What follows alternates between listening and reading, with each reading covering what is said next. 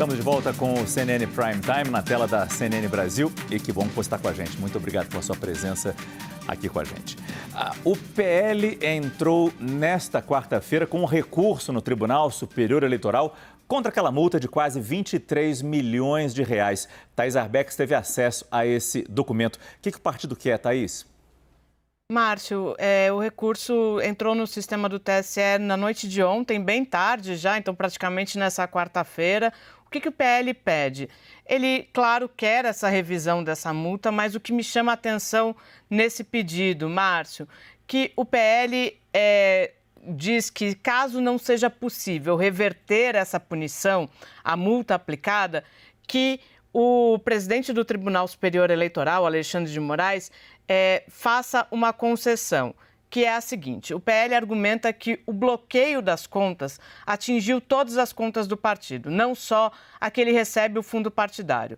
Os partidos, em sua estrutura, eles têm que criar várias contas bancárias para receber o fundo partidário, para movimentar recursos próprios, e esse bloqueio, segundo o PL, atingiu todas essas contas. O que diz o partido, na prática, inviabiliza a atividade partidária.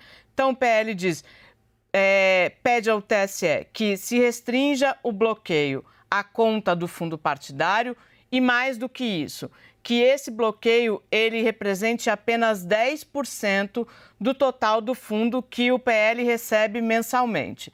Então, me chama a atenção o fato de o PL fazer um pedido, claro, sobre a reversão da multa, mas grande parte desse recurso é dedicado a tentar essa alternativa. Me parece uma indicação de que eles entendem que talvez a multa não seja de fato eliminada. Então, eles estão tentando já uma alternativa. Num dos trechos, Márcio, vou até pedir desculpas aqui para baixar para ler, o que eles dizem? Eles dizem que a pretensão formulada perante ao Tribunal Superior Eleitoral jamais teve a intenção de causar qualquer tumulto ao processo eleitoral brasileiro, muito menos fomentar qualquer tipo de movimento ideológico. Por que eles dizem isso? Porque a imposição da multa foi por litigância de má-fé. Então, eles estão argumentando que, na verdade, não foi um movimento proposital para tumultuar o processo eleitoral, nem para estimular os atos das ruas que a gente tem acompanhado. Márcio. A gente vai debater bastante esse recurso do PL contra a multa de 23 milhões do TSE, o bloqueio do fundo partidário. Vamos destacar isso aqui no nosso Prime Time. Mas antes é preciso destacar um outro movimento também do PL.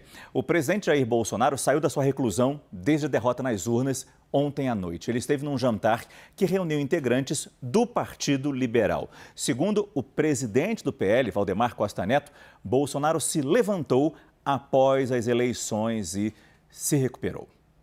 O presidente chegou ao jantar por volta das 8h30 da noite num clube em Brasília. Jair Bolsonaro foi aplaudido pelos convidados, tirou fotos, mas não fez declarações. Ele saiu cerca de meia hora depois. Valdemar Costa Neto afirmou que o presidente estava mais animado. Se levantou, passou o baque, porque nós não esperávamos que acontecesse esse resultado. E aí ele agora se recuperou e vamos ver como ele vai se comportar. Ele vai querer atender, ele vai querer falar com esse pessoal que está na rua, com esse pessoal que ele adora e que adora o Bolsonaro. Na saída do jantar, o presidente do PL foi interpelado por um homem sobre as chances dos protestos em frente aos quartéis darem resultado. Costa Neto respondeu que tem muita chance. O homem, então, afirmou que o presidente eleito, Lula, não subirá a rampa do Palácio do Planalto. E Costa Neto respondeu: Bolsonaro é homem. Pode ter certeza que ele não vai deixar vocês na mão. Quer dizer, relembrando aqui o que disse Valdemar da Costa Neto, recém-condenado, o partido dele pelo menos, a pagar 23 milhões de reais porque criou toda uma imagem, numa litigância de má-fé, segundo o TSE, sobre as urnas eletrônicas, de que elas não funcionavam, de que elas não deveriam valer no segundo turno, as urnas mais antigas, para essa eleição. Valdemar disse: fica firme, vamos ajudar vocês lá. Bolsonaro não vai deixar vocês na mão, se referindo às pessoas que estão à frente dos quartéis. Ou seja, a condenação não adiantou de nada, aparentemente. Ele continua agindo num jogo meio duplo, né, Clarissa? Sem deixar claro o que ele quis dizer, mas dando esperança para aquele rapaz que fez a pergunta e para essas pessoas que estão diante dos quartéis. Na verdade, Valdemar Costa Neto está basicamente funcionando como uma espécie de pombo-correio. A gente até já falou exaustivamente sobre isso aqui, como esse silêncio todo do presidente Jair Bolsonaro tem o claro objetivo de não se comprometer com uma atividade que, obviamente, já está transgredindo a legalidade já faz um bom tempo. São atos que estão pedindo intervenção militar, que falam em, por exemplo, impedir que o presidente eleito Luiz Inácio Lula da Silva suba a rampa do Palácio do Planalto. Mas o que me chama mais a atenção é o grau de descaso que a família Bolsonaro está demonstrando com as mesmas pessoas que estão se dando o trabalho de sair de casa para ir para a porta do quartel em nome desses líderes políticos, em nome do que eles representam. O que a gente viu acontecer nesta semana? Valdemar Costa Neto foi quem se encarregou de ir lá dar alguma satisfação para quem estava na porta desse jantar, servindo de claque para o presidente Jair Bolsonaro. O presidente ficou quietinho lá dentro, não falou nada com ninguém. Mas a gente teve o caso do filho dele indo assistir ao Jogo do Brasil, na Copa do Catar, enquanto todos esses manifestantes estavam ali debaixo de chuva na porta do quartel.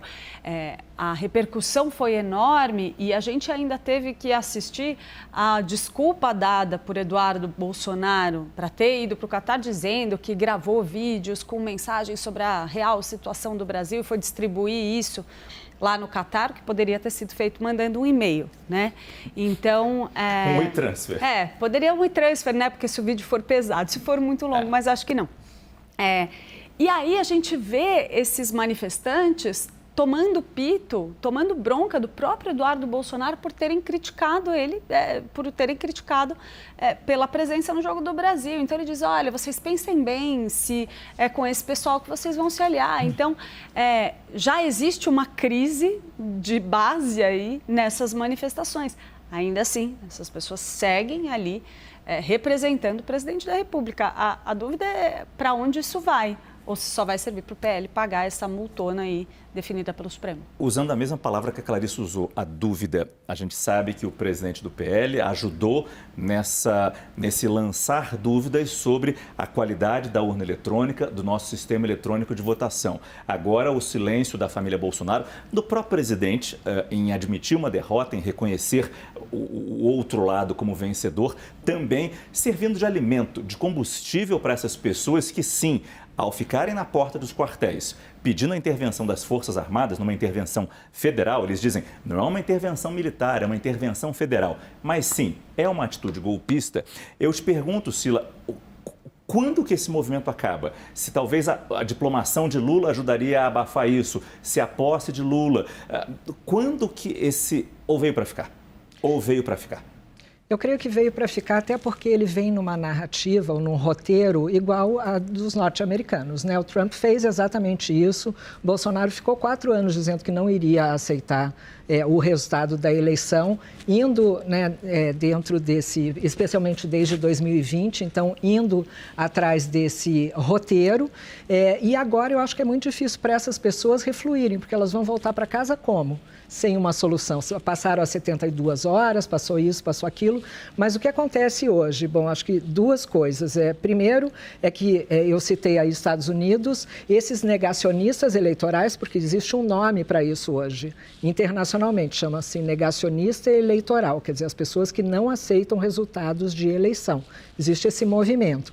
Então, esses negacionistas eleitorais, acho que são o que a gente chamava na campanha de bolsonaristas raiz, né, que são, não são todos os votos do presidente, é uma parcela. Eu acho que esses ficarão seguindo o presidente, seja lá onde ele for. Mas isso não representa, de novo, todos os eleitores de Bolsonaro. E o que aconteceu nos Estados Unidos nas midterms elections agora, quer dizer, nas eleições de meio de termo, foi que esses negacionistas ligados a Trump perderam as eleições. Então, a minha questão sempre com relação a essa estratégia é por que seguir uma estratégia que foi derrotada? Quer dizer, tanto o ex-presidente Trump perdeu a eleição, quanto esses negacionistas também perderam a eleição. Aí fica uma questão minha que eu não sei nem responder.